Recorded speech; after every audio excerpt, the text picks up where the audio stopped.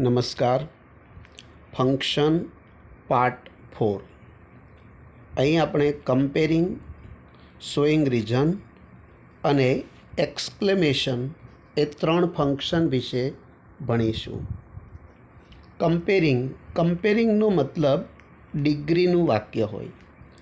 Positive degree, comparative degree કે superlative degree. Positive degree બે આવશે, વેરી ફ્યુવાળી અને નો અધરવાળી. વેરી ફ્યુની વાક્ય રચનામાં એસ એડજેક્ટિવ, એસ, જ્યારે નો અધરવાળી વાક્ય રચનામાં સો એડજેક્ટિવ, એસ આવશે. એટલે વેરી ફ્યુવાળી વાક્ય રચનામાં બહુવચન આવશે, એની સાથે સાથે એસ આવશે. જ્યારે નો અધરવાળી વાક્ય રચનામાં એક વચન આવશે અને એમાં સો એસનો ઉપયોગ થશે. ત્યાર પછી કમ્પેરેટિવ ડિગ્રી જોઈએ તો જો કોમન નાઉન એક વચનમાં હશે તો ધેન એની અધર આવશે, અને કોમન નાઉન બહુવચનમાં હશે તો ધેન મેની અધર આવશે. ધેન એની અધર અને ધેન મેની અધર એ કમ્પેરેટિવ ડિગ્રી ઓળખવા માટે વપરાશે. પણ જ્યારે વિકલ્પમાંથી પસંદગી કરવાની હોય ત્યારે આપણે યાદ રાખવાનું કે જો મેની હોય તો છેલ્લે જે કોમન નાઉન આપેલું છે એ બહુવચનમાં આવશે. અહીંયા આપણે વાક્યમાં જોઈએ છીએ Ganga is longer than many other rivers, તો અહીંયા મેની છે તો રિવર્સ છે. જ્યારે પછીના વાક્યમાં Ganga is longer than any other river, અહીંયા એની છે તો ત્યાં એક વચનમાં રિવર આવશે. સેમ એવું સુપરલેટિવ ડિગ્રીમાં જો વન ઓફ ધ હશે તો કોમન નાઉન બહુવચનમાં આવશે, અને જો એકલું ધ હશે તો કોમન નાઉન એક વચનમાં આવશે. તો આપણે જોઈએ છીએ કે Ganga is one of the longest reverse, one of the છે તો રિવર્સ આવશે, અને Ganga is the longest river, તો અહીંયા ધ છે તો ત્યાં રિવર આવશે. શોઈંગ રીઝન, રીઝન મીન્સ કારણ દર્શાવવા માટે because of, on account of, owing to, due to, because, as કે સિન્સ વગેરે શબ્દોનો ઉપયોગ થાય છે. એમાં because of, on account of અને ઓઈંગ ટુ આ ત્રણેયની વાક્ય રચના સમાન છે, જેમાં એની પછી સંબંધક વિભક્તિનું રૂપ આવશે અને ક્રિયાપદનું આઈએનજી વાળું રૂપ આવે છે.